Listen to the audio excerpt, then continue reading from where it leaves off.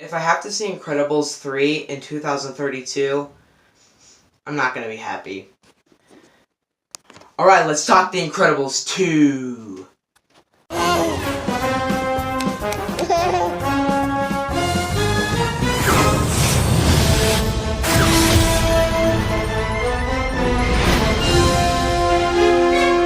The Incredibles 2.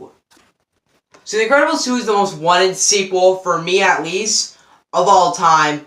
It's been 14 years, and I have it. So no wonder I'm going to watch that thing on opening night. Like, come on. If you guys didn't watch my review of The Incredibles that was released on Monday, I love that movie, and I think it's one of the best superhero movies, best action movies, and best animated movies of all time. Let's talk about new faces that come into The Incredibles 2. Like, the people we haven't seen before. This guy. So I don't know why I said this guy. Nothing appeared there. Okay, so the guy who kind of promotes Elastigirl, you know him. He's in the trailer, and he is a very likable guy. I found him to be just kind of this very like this likable kind of rich person, but he wants to help superheroes. So I liked him. Also, his sister, who is not in the trailers, is in this movie. She was likable, too. Her sister's kind of this, like, tech wizard, so I kind of liked her character. I didn't like how she was, like, too much in the movie, but I liked her character. Now, in this movie, it's kind of more of Elastigirl's time to shine in the action, which when I first heard that was the idea, I was like, I don't know how I feel about that. But then I saw the movie, like I just saw, and I was like, ooh! That was actually pretty cool. So, like in the Fan4Stick that came in a couple years ago, I remember sitting down in that theater, looking at the screen, and all of a sudden, just seeing how horribly they did Reed Richards' powers. Oh, he can stretch? He can move his arms out forward and punch someone with them? Here, nope, they make Elastigirl really awesome in this movie with using any power she has. And Mr. Incredible is kind of the stay-at-home dad, which is something I didn't... When I heard that was also happening, I was like, I'm not too excited for that either. It turns out that was exactly what the film needed. Development behind the family. That's where the development behind the family comes from. If you remove that aspect and maybe replace it with something else, maybe you could still develop the family, but it still wouldn't, like, push it forward. And the two kids in this movie, Dash and Violet, they both have like arcs that you think like, oh, they're just gonna be pointless on subplots at the movie. No, they actually really construct the movie and make it feel like the family is a family. And the whole arc that we see in the trailer kind of is with Violet and her boyfriend, which I was like thinking when I saw the trailer, I was like, that's not gonna work out, is it? Like, that's not gonna work out. That's gonna be like just a pointless subplot. No, the plot actually like puts a lot of development behind Violet. I really liked that. Mrs. Incredible gets her development by being, like, doing all the superhero stuff. That kind of makes her, like, put into the spotlight, having to defeat all these villains. It makes her character, you can see how her character moves through it. Then, Mr. Incredible, dealing with the family issues, we see him, like, evolving into a better at-home dad. I really liked that. I really liked that aspect of the movie, that they just gave everybody an arc, except for Jack Jack. You don't really give him an arc.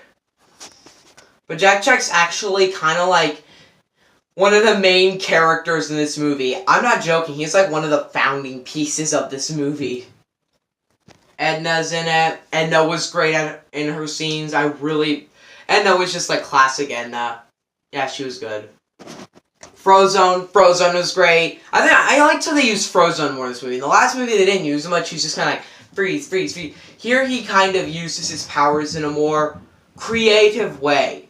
I liked that. And it wasn't until this movie came out that I actually realized that Samuel L. Jackson plays Frozone. I never knew that. That's something good, because when I hear Frozone talking, I don't hear Samuel L. Jackson. I hear Frozone. When I hear whoever plays Mr. Incredible, I still don't know his name. I hear Mr. Incredible. When the actress of Helen Parr is playing, or Mrs. Incredible, I hear Mrs. Incredible. It felt like they like, they just all worked. Because it makes the characters feel real. When I don't hear the actors behind them, I hear the characters. That's good when you just hear the characters. You hear these characters that you've known to grow up and love, and you don't hear the actors. Also, to have to switch the actors for Dash, I was like, ooh, is that gonna work? No. The guy from, Arlo from The Good Dinosaur plays him, and I thought he did great. I feel like he sounded exactly like Dash. He embodied Dash fantastically. I thought that was pretty good. And little me would always be like, Dash is the best, so I wanted him to be the standalone in Incredibles 2. I don't think that would work. He's like a middle schooler. Also, I need to talk about this animation. It might be the best animation we've seen in recent memory. Alright, let's say the best action in animated movies. These two Incredibles movies and Kung Fu Panda and Kung Fu Panda 2. Incredibles 2 steals it as personally the best animation of any animated movie. It's the best action, but I think the best animation in a movie currently right now, the reigning king of best animation in my opinion, is Moana for its amazing water animation, its amazing hair animation. This movie wins.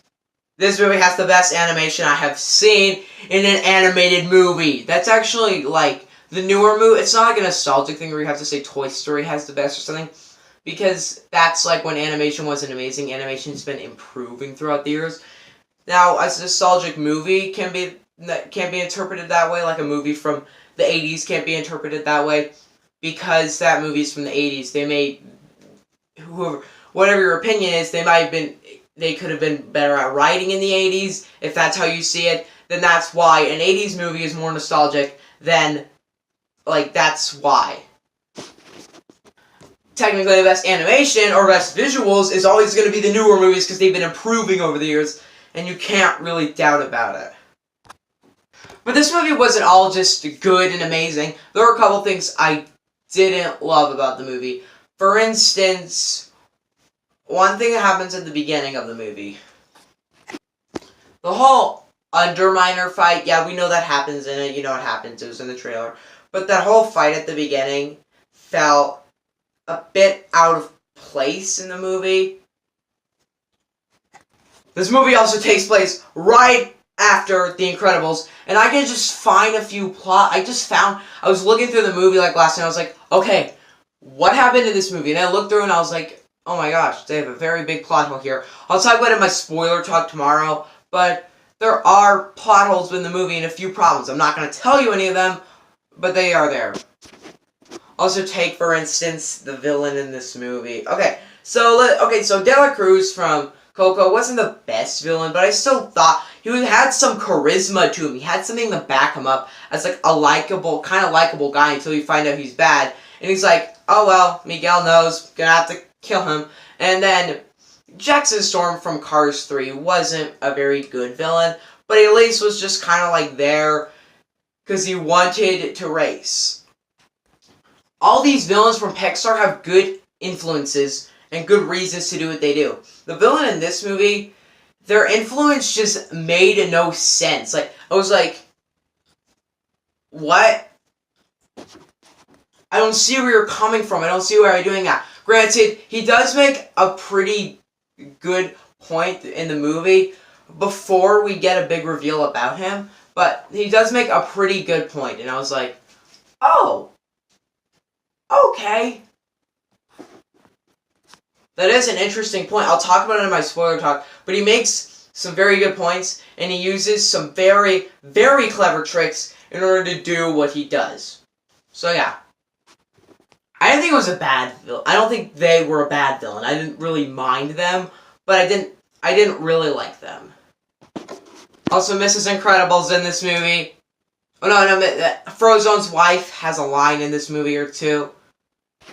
Granted, just no, don't be disappointed. We do not see her face. I know it sucks, but we don't see her face.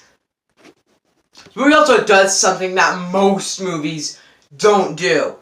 When I'm in the theater, I'm usually looking because I'm very interested in theaters. I really like the design of them and everything. So I'm usually not always just looking at the screen. This movie, the entire movie, I was staring at the screen, thinking about the movie, nothing else, just the movie. Most movies don't do that. Another movie that kind of did that was Infinity War, but I did think about my review a couple times in the movie when it's kind of slowed down. This movie keeps a fast pace, keeps on going, and the whole time I was invested, and I just loved everything that happened in the movie. Me describing this little thing saying, I like that, I like that, I like that, isn't expressing my opinion. I just have to say, I really, really enjoyed this movie. Guys, overall, The Incredibles 2 lives up to the first. Is it better? I don't really know that. I'll have to sit on that, but I think The Incredibles 2 is certainly enjoyable. Like, okay, let's say, like, if you're just going to say, oh, the movie's enjoyable, if I were going to say that it is enjoyable. But if I just want to say the movie's enjoyable, that's a bit weird. Like, a movie that has a meh plot, but has some enjoyment in it would be like 8 out of 10. For instance, Solo, A Star Wars Story, and Ocean's 8. This movie has more enjoyment, like 10 times the enjoyment out of those movies. And it has a really good script, like a really, really good script. This is my first review to hit 11 minutes long, so I will keep this one brief. But The Incredibles 2, maybe I did have problems with it, but overall, I'm fanboying out. The Incredibles 2 is a 10 out of 10. Bet you didn't see that coming.